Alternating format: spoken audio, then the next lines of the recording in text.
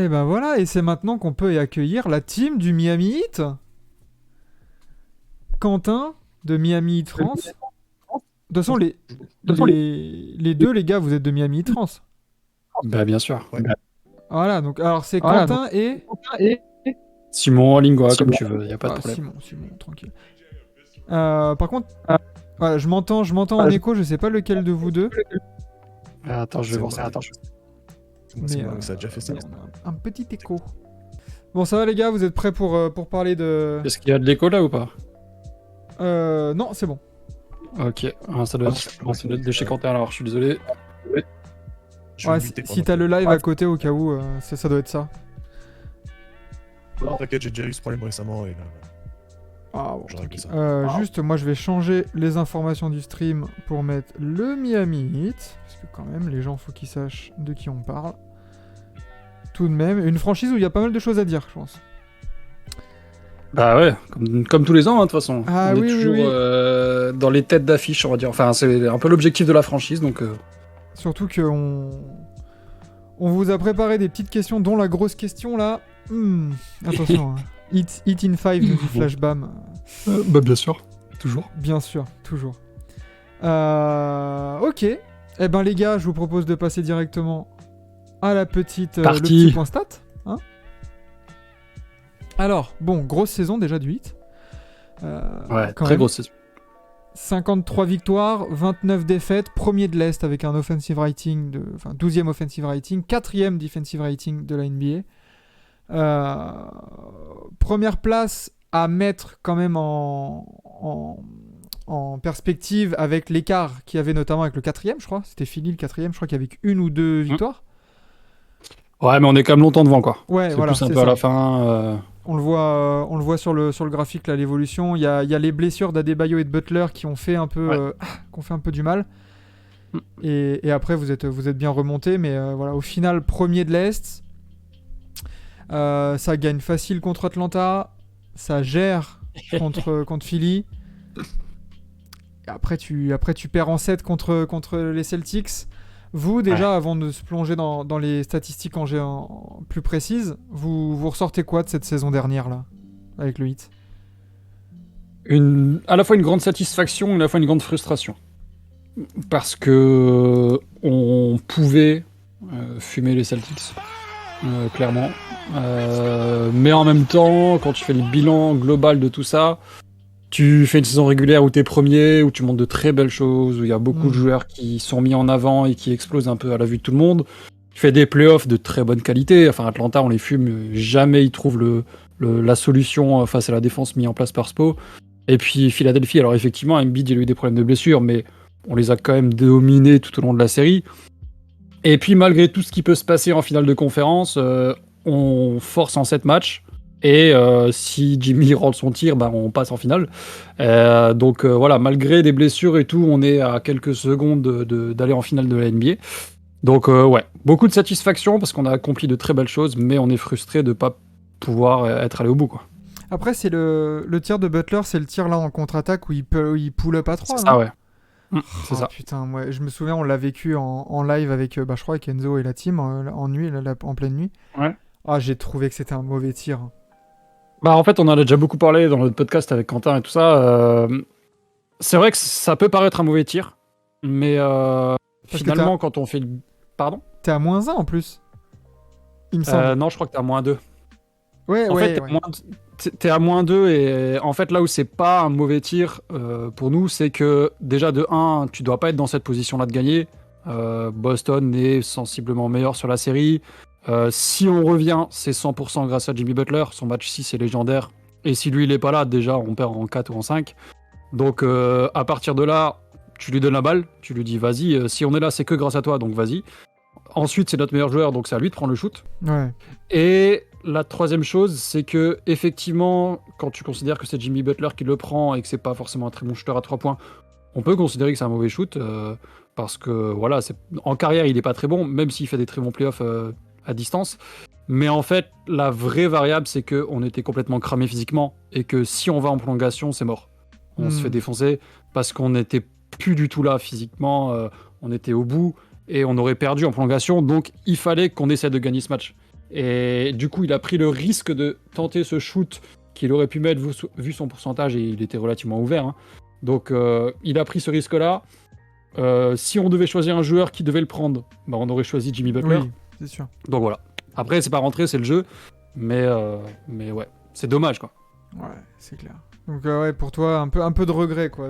C'est Ouais, bah, parce qu'on sentiment était là. mitigé, quoi. Bah en fait, on perd sur les 4, on en perd 2 où Jimmy Butler est blessé. Donc Ouais. tu te dis que si lui, finalement, sur cette série est en forme physiquement, il n'y a aucune raison qu'on ne passe pas. Donc effectivement, ouais, c'est un peu frustrant. Alors eux aussi avaient des blessures et puis ça fait partie de la NBA de toute façon. Mais ouais, parce que on se dit toujours, comme toutes les équipes, que s'il n'y a pas de blessure, on peut aller beaucoup plus loin. Et du coup voilà. Après, quid de notre forme physique en finale face aux Warriors? Pas sûr qu'on arrive à tenir le rythme. Ouais, Mais voilà. je pense que c'était un peu la même pour les deux équipes. On a vu que les Celtics aussi, a vu leur run. De toute façon, quand on fera leur preview, on en parlera, mais ils ont fait un énorme run pour revenir en haut de la NBA en saison régulière, plus des playoffs de folie. Les deux équipes, je pense, auraient été cramées en finale NBA, je pense. Ouais, bah c'est ça. Mais, et toi, Quentin, du coup, tu partages ce double sentiment un peu doux amer? Ouais, un peu. Et puis pendant toute la saison, il y a aussi pas mal de joueurs qui se sont révélés, les Gabe Vincent, Max Strus, dont on n'attendait pas forcément grand-chose et qui ont régalé. Après, c'est vrai qu'en playoff, se dire de Butler... Alors, en soi, je suis d'accord que c'est pas spécialement un bon tir, mais en même temps, c'est un bon tir. Enfin, c'est un peu ce que disait Simon. Mais je suis pas d'accord sur le fait que ce soit lui qui devait le prendre, forcément. Mais Après- je suis d'accord sur le fait que, par contre... Après, il est, Oui, en fait. il est méga chaud quand même hein, sur ces playoffs-là et tout. Et il sort d'un match, Il le prend, c'est ça. comme disait Simon, il sort d'un match 6 légendaire. Il porte la baraque. Après, je crois que t'as pas trop le temps de réfléchir non plus. Il y a pas de temps mort et tout. Vas-y, balade Jimmy, quoi. En fait, il prend ses responsabilités, respect pour ça et tout ça. Juste sur le fait de c'est ton meilleur joueur, donc c'est lui qui doit le prendre. Je suis pas spécialement d'accord. Et il reste peut-être du temps pour peut-être trouver un meilleur shoot, mais bon, il prend ses responsabilités et puis il les assume à 100%, donc il n'y a pas de souci. Ouais, Bah, voilà. fondamentalement, Ouais. je préfère si c'est Tyler qui le prend, mais vu que Tyler il joue pas et qu'il est blessé, tu vois, genre. Ouais, pas trop de solutions. Ça aurait pu être neuf. Euh, Du coup, on a eu quand même en saison régulière un très bon Jimmy Butler, une très bonne défense, encore une fois, de Miami, qui reste voilà, quelque chose d'assez régulier d'année en année. Un très bon Bam Adebayo, mine de rien, on va en presque 20-10 et 3 passes et demi. C'est ce qui a manqué au hit, un très bon Bam Adebayo en playoff là. Vas-y, Quentin.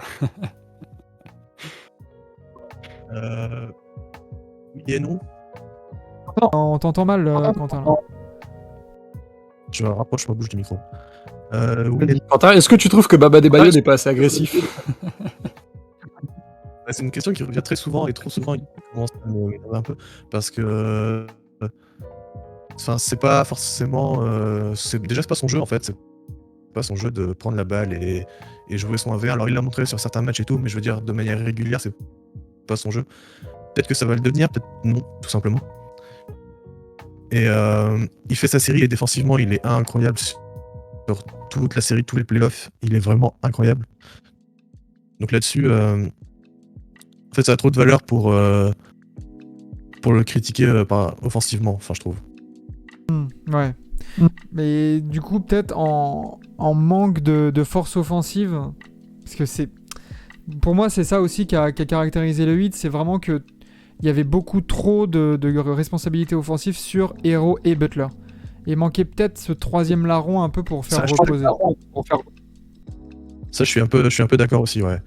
Et Oladipo, on l'a vu, n'était pas encore capable de revenir à un niveau où il se créait son tir de manière assez régulière et qu'il est rentré de manière assez régulière et personne ne lui en veut. Et il revenait de blessure, donc c'est normal. Il lui faut un peu de temps.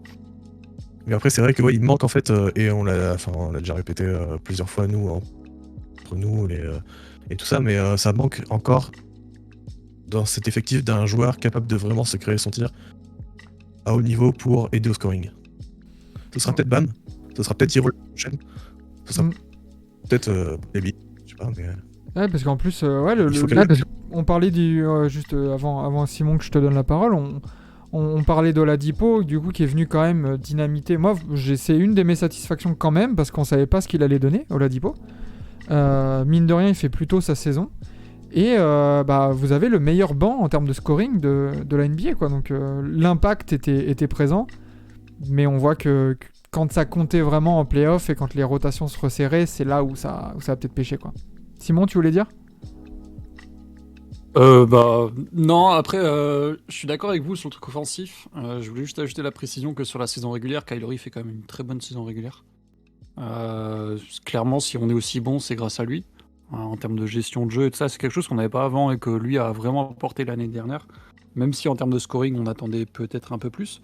Mais et puis son absence entre guillemets en playoff avec ses blessures nous a quand même énormément pénalisé. Donc ça s'est vraiment ressenti.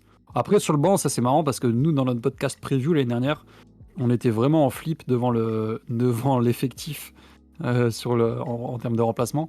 Et on se disait qu'on allait complètement cramer quand c'est les rotations qui allaient rentrer. Puis finalement, avec les explosions de Strus, de Gabe Vincent qui étaient cataclysmiques avant, ben, au lieu d'être une faiblesse, c'est devenu une force. Et ça, clairement, les équipes n'étaient pas prêtes, nous, on n'était pas prêts non plus.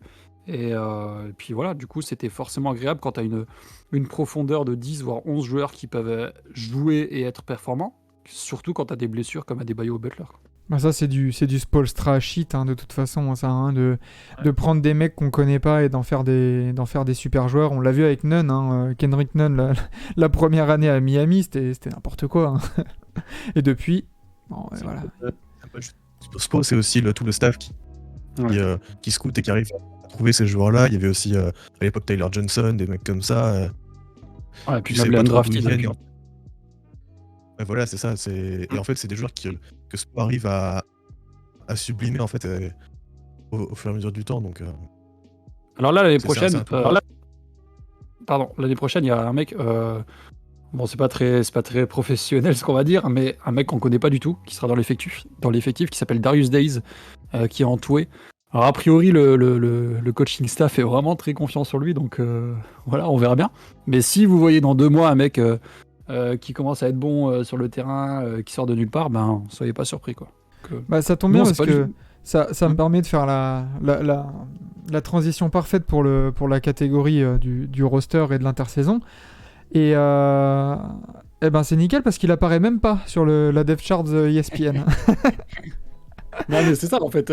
Mais même il y a genre, je sais pas, il y a genre 2 semaines, on se regarde, on se disait, mais c'est qui lui Ah ouais. Et puis du coup, on va checker un peu, on voit des messages d'insider et tout ça qui disent que le coaching staff est vraiment confiant, que ça va être un bon joueur, etc. dans le futur. Donc est-ce qu'il jouera cette année, on sait pas, mais si jamais il sort et qu'il est performant, bah faudra pas s'étonner parce que voilà, un mec qui a un tout contrat comme ça alors qu'on n'en entend pas parler, bah c'est que Miami y croit, et si Miami y croit en général ça sort et c'est bon, quoi. Donc Ouais, c'est plutôt gage de qualité, hein, ça, on l'a vu. Et je suis d'accord avec Ice LeBron Smith James, aussi, ouais, comme dit LeBron Flash, James fan qui nous dit la régularité c'est devenu un mot qui colle parfaitement au hit. C'est vrai. De toute façon, comme on dit, hein, le vieil adage dit, si t'as des general managers haut niveau, tu peux dormir sur tes 2 oreilles, quoi. Et là-dessus, Ouais. le hit, t'es bien fourni, quoi.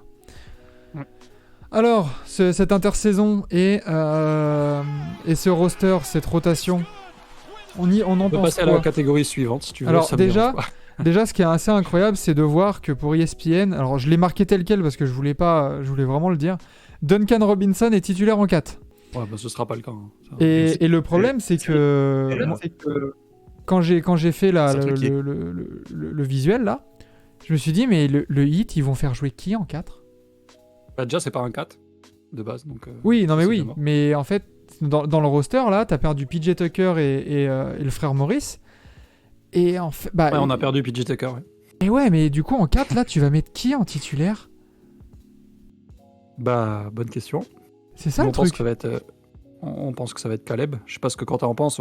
Pour nous, ça va être Caleb. Après, C'est pas léger ça? bah, ça dépend de ton style de jeu. L'année dernière, on jouait quand même petit, donc ça l'était pas. On verra. Après, c'est clair que c'est une perte. Hein. PJ Tucker, tout le monde le sait, et nous on le sait aussi. Après, il voulait pas rester, il veut pas rester. C'est comme ça fait partie du jeu aussi. Et puis, il y aura peut-être des surprises, comme Flashbam en parle et comme on en entend souvent Ouais. parler.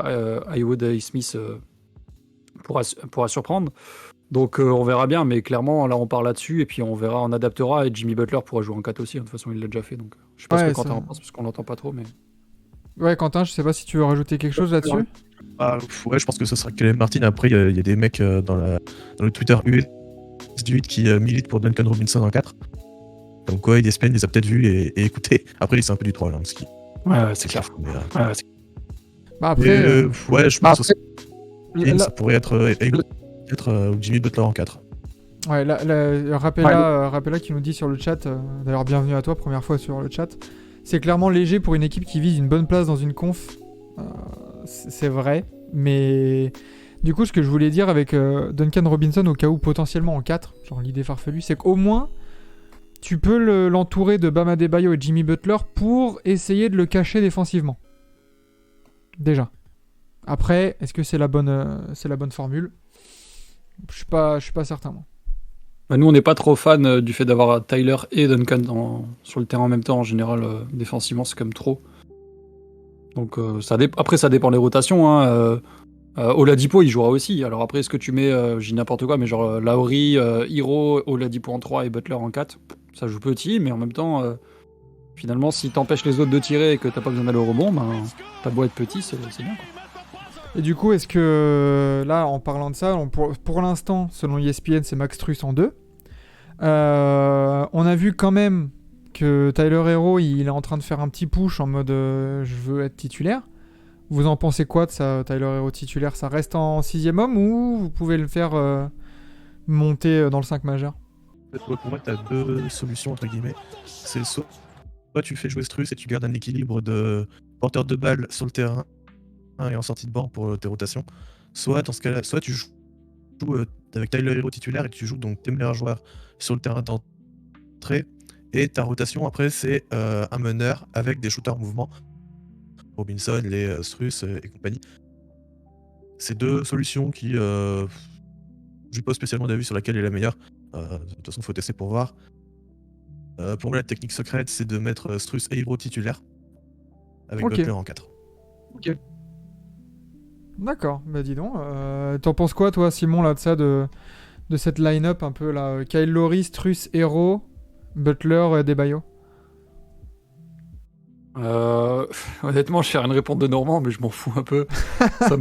Non, mais sincèrement, le 5 majeur, c'est pas quelque chose forcément qui m'intéresse parce que je suis beaucoup plus intéressé par les rotations et de voir Tyler Hero qui débute le match ou qui rentre au bout de 3 minutes dans le premier quart-temps, en fait, ça changera rien, quoi. Moi, je suis curieux de voir tout ce que Spo peut faire à chaque fois, donc j'ai aucun problème là-dessus. Même si demain il met. C'est quelque chose qui arrivera pas, mais s'il met Yurtseven en 4 et Bam Adebayo en 5 ou l'inverse, je suis toujours curieux. Donc, et de toute façon, pour moi, Spo, c'est un mec qui va s'adapter. Donc, si les 3 premiers matchs, on voit un 5 et les 3 suivants, on en voit un autre, j'ai aucun problème avec ça. Mais c'est vraiment pour le coup les rotations qui m'intéresseront. Et j'ai aucun problème en tout cas à voir Jimmy Butler en 4 parce que je pense qu'il en est tout à fait capable. Ouais, c'est comme nous dit Rapella, Butler en 4, ça semble pas si dégueu en vrai, vu comment c'est une bête. Oui, Ouais, et physiquement, puis il l'année pourra dernière- tenir le coup. Ouais, l'année dernière, de toute façon, il a joué un peu en 4-1. Alors, c'est pas forcément le poste qu'on lui prête, mais quand on est une défense très basée sur la défense au sol, c'est aussi bien d'avoir des joueurs comme ça en 4 qui mettent de l'intensité et surtout que Butler est très très bon dans la ligne de passe. Donc, quand tu switches, etc., et que tu as des mecs comme ça sur le poste 1, 2, 3 et 4, et Bam Adebayo en plus en 5, c'est beaucoup plus facile de défendre. Donc, voilà, c'est un parti à prendre et Spo en général est bon pour choisir le bon. Ouais, c'est un bon bricoleur, Spolstra. Ça va. C'est un peu dans la veine des Nick Nurse et tout ça. Des mecs, tu leur donnes 3 bâtons. C'est des MacGyver, quoi. Donc, ça, c'est clair que c'est toujours une belle assurance. Bah, nickel, les gars. Quelque chose à dire en plus sur ces rotations, sur ce groupe-là, sur cette intersaison? Non, ça a été très calme. Ça a changé un peu des 2 dernières années. C'est vrai que ça a été très calme. Limite, Ouais, c'est clair. ouais, il y a, Trop calme. y a aucun... Ouais, vous auriez voulu des petites recrues, vous, de votre côté, là? Ouais, en fait, on voulait bien un petit Kevin Durant, je sais pas si vous voyez. Ah, bah ça peut peut-être faire l'objet d'une question, après. On aurait été plutôt chaud dessus, mais... C'est... Non, en vrai, non, mais évidemment, en plus, parce qu'on rigole beaucoup sur notre conversation Miami de France sur le fait que tout le monde est toujours choqué de voir Miami sont encore dans les rumeurs. Bah oui, en fait. On rigole entre nous, bah oui, on veut des bons joueurs, c'est logique. Non, mais, Mais- si on fait une aparté comme ça, là, dans les rumeurs de transfert de Kevin Durant, t'avais l'impression que c'était un mauvais. Qui a un gros contrat mais moyen? Enfin, Mais c'est en Kevin fait, Durant, en vrai- quoi. ouais, non, mais c'est ça. Mais non, mais juste pour finir sur l'effectif, première chose, c'est Oladipo, on verra bien. En tout cas, il est en forme déjà, c'est un bon signe. Il pourra nous apporter ce qu'il n'a pas pu apporter l'année dernière, c'est-à-dire sa présence. Donc forcément, tu as un joueur de rotation supplémentaire. Et puis Nikola Jovic, alors on n'en parle pas trop, c'est un mec qui est intéressant, mais on n'est pas sûr qu'il jouera cette année. La probabilité que Miami le couvre, entre guillemets, pour le préparer, tout ça, elle est présente quand même. Peut-être que ce sera pas le cas, mais faut pas être surpris si en tout cas ça l'est. Quelque chose à rajouter là-dessus, Quentin, ou pas? Ou on passe à cette fameuse grosse pense pas. question? Je suis d'accord sur Jovic et je pense que il passera beaucoup de temps en G-League. Bon, c'est bien pour son développement, tranquille. Ok, et ben les gars, grosse question, justement, tu vois, comme quoi on est connecté. Est-ce que Pat Riley aurait dû trader pour Kevin Durant? Alors, Voilà, je vais niquer la question. Vas-y, Quentin, je sais, vas-y.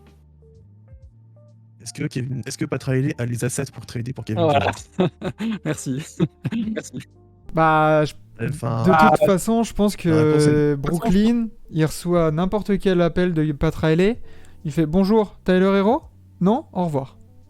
Voilà, je pense honnêtement que c'était ça, hein, la base des discussions. Et après, au niveau salaire, Adebayo, la base des discussions.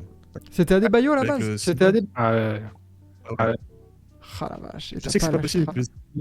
Parce qu'ils ont tous les deux une Disney. Oui, c'est vrai, avec Ben Simmons. Et ils ont tous les deux été tradés, donc c'était compliqué. Il aurait fallu envoyer Simmons autre part. Donc déjà de base, c'est très compliqué. Alors Miami veut pas lâcher Bam, ce qui est compréhensible d'un certain point. Donc. Et puis, faut les pas- pics de draft. et puis- Ouais, et puis faut pas oublier aussi que Kevin Durant, alors il a l'envie de rejoindre une équipe pour jouer le titre. Et bah forcément, si tu trades pour aller chercher Kevin Durant et que tu lâches Tyler Hero, tu lâches Bam Adebayo, tu lâches des pics et tu lâches peut-être un troisième joueur, bah après ton effectif il est un peu short. Ouais. Est-ce que tu es équipe qui peut jouer le titre si finalement tu as une rotation qui est complètement cramée? Il y a aussi cette question-là. Alors, on dit pas que Pat Riley ne voulait pas Kevin Durant. Je pense qu'il le voulait et que, comme on disait tout à l'heure, il veut toujours les meilleurs joueurs, même s'il doit lâcher des joueurs auxquels il tient. Mais voilà, nous on pense en tout cas qu'il n'avait pas les assets pour le faire, quoi. Après, il aurait C'est pas peut-être fallu Donovan Mitchell, hein, trader Kyle Lowry avec son gros salaire, du coup, qui peut t'absorber le salaire de Kevin Durant. Mais après, est-ce que tu donnes la main à. Ouais, c'est trop chaud, hein. Vu la saison qu'il avait Ouais, fait. En mais plus. le problème reste le même. Si tu trades Bam, Tyler et Kyle Lowry, quel effectif t'as derrière? Bah ouais, après tu pourrais faire un package quoi. En termes de salaire, je crois que Lowry et Duncan Robinson ça allait. Ouais, mais ça, les Nets, ils en veulent pas, hein. Mais voilà, c'est ça après. Les Nets, tu leur fais pas avaler la couleuvre comme ça, quoi. Surtout si t'as pas trop de pics de draft à coller là-dessus. Après, il aurait fallu faire quoi? Des trades à 3-4 de toute façon, ça aurait pas été un 1-1, hein. Mais bon. Du coup, ouais, Kevin Durant, il aurait pu, selon vous, faire passer vraiment un step-up à cette équipe de Miami, là? Quentin? Je dirais plus ou moins. La décision, ça dépend de tes joueurs à côté, quoi. Si tu es obligé de tout lâcher et que du coup tu as très peu d'options en termes de cap space avec le hard cap et tout machin, bah ça devient très compliqué de monter une équipe vraiment contender. Donc oui ou non, enfin je sais pas puisque ça s'est pas fait, donc c'est dur de répondre quand même à cette question. Après, c'est un bon joueur de basketball, Kevin Durant. Oui, quand même. Attends, faut pas être... Ouais, c'est cool, quoi. C'est quand on voyait des fois des fans de franchise dire ouais non franchement Kevin Durant bof quoi. Eh vas-y les gars. Franchement, je lâcherais pas Patrick Beverley pour Kevin Durant. Franchement bon après voilà il y a d'autres franchises ils laisseraient pas partir certains joueurs mais enfin, je veux dire on parle quand même d'un Kevin Durant à 30 points par match après un talon d'Achille. C'est pas n'importe qui quoi. Mais bon, ouais, dommage pour Miami du coup. Et, euh, et voilà quoi. Donc on va Du peut-être coup, on n'a pas passer. trop répondu à ta question, hein, mais voilà quoi. Ah oui, oui, non, mais clairement, voilà. Est-ce qu'il aurait dû trader pour Kevin Durant? Vous pensez que oui, mais ils avaient pas les. Ils avaient pas les assets quoi. Je pense que si, en fait, le truc est simple. Si Pat Riley pense que ça va améliorer l'équipe, ce qu'il va faire, il va le faire. Il s'en fiche, même s'il doit bouger Bam Adebayo. Je pense que, en tout cas, c'est pas lui qui était contre bouger Bam Adebayo. On sait qu'il y en a qui étaient contre. Et il a déjà montré par le passé, Pat Riley, que s'il pouvait faire gagner Miami, il le ferait, même s'il faut qu'il fasse bouger quelqu'un. Donc, s'il avait pu le faire et que l'équipe sort renforcée, il l'aurait fait. Ouais, je pense aussi. Bah, de toute façon, on connaît l'animal dès qu'il y a une opportunité. Ah, bah, ça, Il se jette dessus. Hein. On l'a vu avec Kyle Lowry, hein, de toute façon. Hein. Il s'est jeté dessus malgré le tarif qui est toujours un peu cher pour moi en termes de salaire. Mais voilà, il n'hésite pas s'il pense que ça amène une upgrade. Très bien, du coup, on peut passer aux 5 petites questions Parti. de type Fast and Curious. Bon, là, on a un petit peu de temps, pareil, on a une petite dizaine de minutes, on va pouvoir un peu développer. Et la première question, elle va déjà rentrer dans le vif du sujet. Est-ce que vous avez raté le train pour prendre un titre en 2020 là? Moi, j'aurais tendance à dire oui. Je suis pas Quentin, mais. Va falloir se dépêcher. Je suis pas aussi catégorique que toi, mais il part bientôt. Tu mets quelle date d'expiration, toi, là, sur l'équipe? Est-ce que c'est la dernière année de ce projet-là? J'ai un peu de mal à le dire si c'est la dernière année ou pas, parce que pour moi, l'intersaison n'est pas finie. Enfin, elle se finit en février, la trade deadline. Donc ça dépendra de ce qui sera fait d'ici là, et éventuellement de la prochaine intersaison. Riley, de toute façon, il sortira pas le tank. Donc, à voir s'il va essayer de repartir encore après là-dessus, suivant comment il gère la trade deadline. Ouais, c'est ça. Et Et, encore, t'es un petit peu bloqué quand même, hein, parce que t'as Lowry qui est toujours son contrat, Butler, enfin avec Adebayo, Butler et Lowry, t'es déjà plein en termes de salaire. Tu rajoutes Duncan Robinson, c'est lui limite la pièce qu'il faut bouger pour ramener un ou deux joueurs clés, je pense. Ah, pour ramener clé, ouais, on est d'accord. Le problème, c'est que son contrat, donc personne n'en veut vraiment. Après, moi je suis partisan du fait que Duncan Robinson, dans le run de 2020, il est quand même assez important. Il sort quand même des vrais matchs et il peut intéresser des gens, hein, je pense. Et Simon, tu voulais dire du coup sur ce sujet-là? Non, moi je pense qu'on a raté le truc parce qu'on était vraiment dans une super position et que je reste persuadé que si Goran et Bam sont là, on fume les Lakers en finale.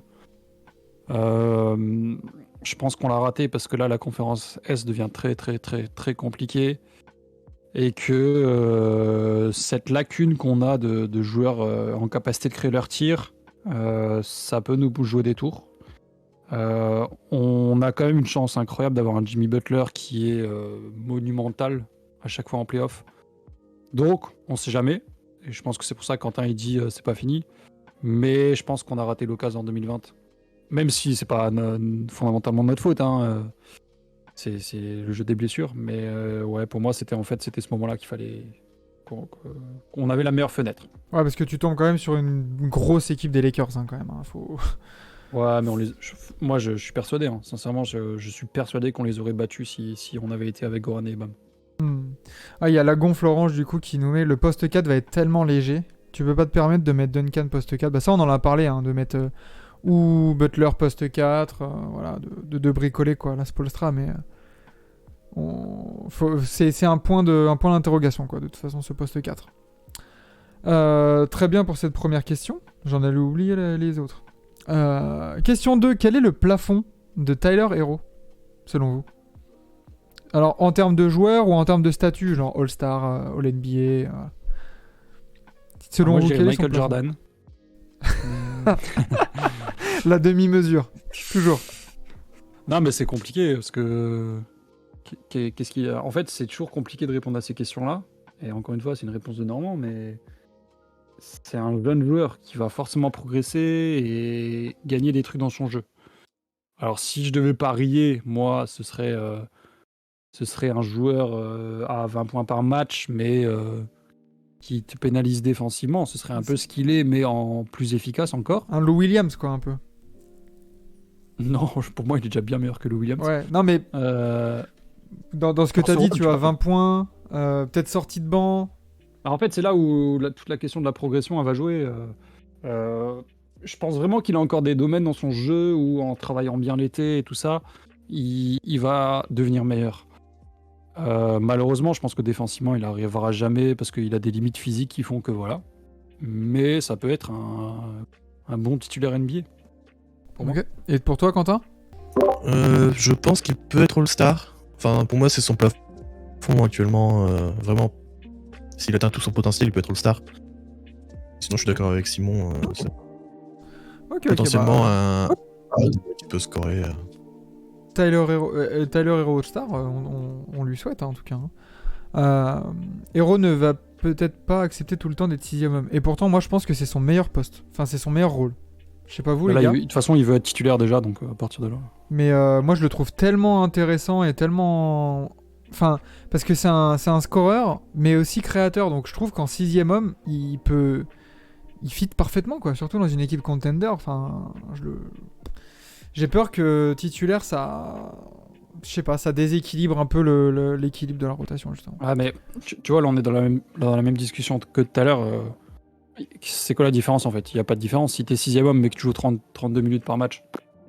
Enfin, tu vois, là, en fait, ce qui compte, c'est combien de temps et à quel moment il est sur le parquet. Et c'est Oui, pas voilà. forcément tant le fait qu'il. Alors, lui, je pense qu'il a envie de débuter les matchs parce que sur un CV, ça fait bien. Mais effectivement, pour moi, son meilleur rôle, c'est quand il est avec le banc et qu'il est capable de gérer un peu le jeu. Effectivement, mais après, il a encore une marge de progression. Ouais, c'est sûr. Il y a Simon qui nous dit ça peut être un Jet Terry à terme. Vous êtes d'accord sur ça ou pas? Bah, je déteste Jet Terry, donc je ne répondrai pas à cette question. De Simon. Nickel. Malgré le fait qu'il vienne de Metz, je ne répondrai pas. Ouais, le Terry des Mavs, il précise. Ah oui. Nous, on est fans de Miami, on répond pas à ce qui concerne Dallas 2011. S'il y a... Oula, alors là, le pseudo Askerit, j'espère que je l'ai bien dit, qui nous met si Hero fait une carrière, la Ginobili, c'est formidable pour lui. C'est exactement ce à quoi je pensais. Hein. Vraiment, On signe, hein, Quentin, d'avoir Ginobili en sortie de banc. Ouais, après, c'est pas du tout le même type de joueur. Donc, Non, c'est clair. Non, c'est clair. Non, mais tu vois, dans cette, il peut avoir aussi cette reconnaissance de, bah, tu vois, meilleur 6ème homme, enfin, dans un des meilleurs 6ème hommes de l'histoire, tu vois, s'il continue comme ça. ouais, mais c'est possible. Hein, Ouais. Ouais. Ah, il a gagné le titre l'année dernière, hein, donc. C'est ça. Mais bon, comme l'a dit Simon, Simon de Miami de France, c'est tout plus une question de rotation et de minutes, enfin de quand il joue, avec quelle opposition et avec quel coéquipier qu'autre chose, quoi. Question numéro 3, les gars. Est-ce qu'il y aura un gros trade cette saison? Enfin, en pleine saison. Avant la trade deadline, là, est-ce qu'il y a un trade à Miami qui fait changer les choses? Défini, gros trade. Un trade du 5 majeur ou des... Un trade de Big Baby Levish. Je parle pas d'un trade de, tu vois, je sais pas, de Caleb Martin, tu vois, genre, vas-y, ça si ça passe, on s'en fiche un peu, tu vois. Mais je sais pas, un trade de Kyle Lowry, Duncan Robinson, enfin, est-ce que vous voyez arriver ça ou pas? C'est gros pour toi? Vu le salaire, oui, ça peut apporter, c'est gros, ça peut être gros dans ce que ça produit, tu vois, en effet. Ouais. Donc si tu considères Duncan Robinson comme un gros, oui, pour moi oui, il y aura un gros transfert. Ok. Et toi, Quentin? Je dirais oui. Ouais. Parce que tu vois, comme nous dit Flashbam, si ça transfère Duncan Robinson pour faire venir des gars comme Jake Roder, Iguodala, vous voyez des mecs comme ça qui changent un peu l'approche de l'équipe au moment des playoffs, c'est ça que j'appelle aussi gros trade, quoi. Ouais, bah c'est totalement possible. Ok. Question numéro 4. Adebayo va-t-il se relever de sa série de playoffs un peu difficilement offensivement, je parle? Oui. Ouais, sans problème pour vous. Il vous? a aucun problème là-dessus, pour moi c'est pas... Ouais, comme nous C'est dit... un truc qui le perturbe pour moi, et il a complètement oublié cette série déjà. Et... Ouais. Et comme nous dit Simon, au cas où, je pense que c'est dans les histoires de trade là, Harrison Barnes, Typiquement le genre de move où tu dis ah la vache, Pat Riley, bien joué. Mais et d'ailleurs il y a la Gonfle Orange qui ajoute Miami a toujours beaucoup de Non. choix de draft. Vous êtes comment au niveau Non. de la draft? Non, zéro. Pas trop bien, non. Pas trop bien. On a à trader, on a le 2029, le 2023, et c'est tout. Ah ouais. Pff. Ouais, donc l'année Ah ouais. prochaine et après c'est Ouais. sécheresse quoi. Ok. En fait, il y a un pic qui est le 2025, qui est protégé et qui est reporté en 2026. Du coup, c'est ça qui bloque le 2027 aussi, D'accord. pour l'instant. Ok. On verra. En fait, on a la réponse 2025, finalement, Ok. sur Ok. le- Question numéro 5, du coup, votre niveau de confiance, les gars, pour la saison à venir sur 10. Avant de confiance, parler des pour, ambitions, du coup, de Miami. La confiance sur la qualité de jeu ou sur les résultats qu'on va faire en playoff? Bah, un peu des deux. Un peu des deux, voilà, c'est sur ce que vous pouvez attendre de cette équipe-là, de ce roster et tout ça, et de vos ambitions. Vous êtes confiant à combien sur 10? Flashbam nous dit 7. Je sais pas, moi en fait, moi je suis confiant à 10 en fait. Ouais. C'est une équipe qui est très bien gérée, c'est une équipe qui donnera tout et on ira toujours le plus loin qu'on est capable de faire. Donc moi j'ai pas de problème à sortir en finale de conf si on tombe contre les Bucks au complet avec un Giannis au top. Moi j'ai confiance dans cette équipe et même en termes de mouvement, en termes de transfert, j'ai pas de problème avec tous les moves que peut faire Pat Riley parce qu'il le fera toujours dans l'intérêt de l'équipe. Donc c'est comme tu as dit tout à l'heure, tant qu'on a un front office de qualité, un coaching staff de qualité, qui plus est avec un leader comme Butler, j'ai aucun problème, même si le jeu est parfois un peu décevant parce qu'offensivement on galère un peu, mais j'ai confiance dans cette équipe, quoi. Bah nickel, hein, les gars. Et ben on finit maintenant par la petite tier list habituelle maintenant. C'est quasiment la même équipe que l'année dernière, donc il y a de la continuité. Ouais, mais t'as quand même perdu PJ Tucker quand même. Ça fait chier. Tu l'as pas remplacé quoi. Ah mais tu récupères 10 points. Ouais, c'est vrai. La tier list du coup. Alors où est-ce qu'on les met? Est-ce qu'on a les premiers candidats au titre? Ou est-ce qu'on est plus dans les challengers crédibles? Selon vous? Moi, je mettrais plutôt challenger crédible. Ok. J'ai pas l'impression. En fait, avec les cadres un peu plus vieillissants, Butler et Lowry, tu perds peut-être un peu en qualité. T'as peut-être plus de chances de blessures aussi. C'est con, mais quand les joueurs vieillissent, et puis surtout des blessures comme celle que Kyle Lowry a eu, avec le temps, ça peut arriver plus rapidement. Donc, ouais, le challenger crédible, ça me paraît bien. Je sais pas, toi, Simon. Moi j'avais envie de flex, C'est- mais Toi t'avais envie de mettre candidat au titre plus toi. bah non, mais en fait, c'est peut-être con ce que je veux dire, hein, mais là on était à 10 secondes de faire une finale NBA. Donc, et alors effectivement, Milwaukee a eu des blessés, mais Tout le monde, hein, de toute façon, la saison dernière, c'est vraiment ce qui a représenté la saison, c'est des blessures, des absences, du Covid, enfin, personne n'a été à 100%, quoi. Et du coup, Challenger, c'est des mecs qui peuvent vraiment aller au titre, mais qui sont pas dans les 3 meilleures équipes, c'est ça que tu dis? oui, voilà, c'est des mecs qui peuvent se dire légitimement, bah, on vise les finales NBA, tu vois. On, Ah bah, on peut y aller. Ouais. Bah ouais, Challenger crédible alors. Tu Je vois, pense pas vraiment- qu'on soit dans les 3 meilleures équipes de la ligue, Ouais. mais on peut très bien finir en finale et après. Vraiment, tu Voilà. vois, Challenger, candidat alors, au du coup. titre, c'est on vise la finale, la victoire finale. Challenger crédible, c'est plus finale NBA. Playoffable, on est en playoff. Ouais. Et après, voilà quoi. En gros, toi, candidat au titre, c'est si t'es pas en finale NBA, c'est un peu une déception. Oui, voilà, il y a certaines équipes, tu Ouais. sens que c'est vraiment l'objectif. Ou alors ils se mentent tu vois, à eux-mêmes, tu vois. Mais Ouais, Challenger crédible du coup. ouais, voilà. Je pense que c'est pas mal pour le hit. Hein, et peut-être un peu derrière, tu vois, si on devait faire une hiérarchie, un peu derrière les Sixers qui sont peut-être un peu plus jeunes et qui se sont renforcés un peu plus sur la free agency, mais après à voir si Doc va pouvoir en faire quelque chose. Ah, mais une série de playoffs à Miami, il y a comme des barres de striptease, quoi. Pour James Harden, c'est pas forcément facile à jouer. C'est vrai. Aïe aïe aïe. Heat bien supérieur aux Sixers selon Flashbam, qui a un avis très certainement très objectif. On a rameuté les fans. C'est ouf. Vous avez ramené toute la Heat. C'est bien, les nation. gars. Hit in 5 dans le chat. Allez. Oh non, mais en tout cas, c'est excitant de voir ce que Miami va faire aussi. Avec cette continuité-là, et comme on a dit, voilà, il y a certaines questions qui doivent être répondues. Comment va utiliser le roster là, comment Spoelstra va utiliser son roster. Et puis voilà, on a hâte d'y être, mine de rien. Et tu vois, avec Quentin, on est souvent... on discute toujours des choses que l'effectif ou l'équipe ne fait pas forcément toujours très bien. Mais en attendant, on a quand même la lucidité de se rendre compte qu'on est gâté avec une telle franchise et qu'il faut pas prendre pour acquis le fait que on est toujours dans les meilleures équipes, on est toujours une équipe chiante à jouer et on a quand même une histoire qui fait que pour une franchise aussi jeune, c'est très respectable. Donc Ouais, non, c'est c'est clair. agréable en tout cas d'être fan de Miami. C'est clair, là-dessus vous êtes bien. Bah messieurs, sur ce, je pense que c'est un bon mot pour terminer. Merci d'avoir été là pour cette preview du hit.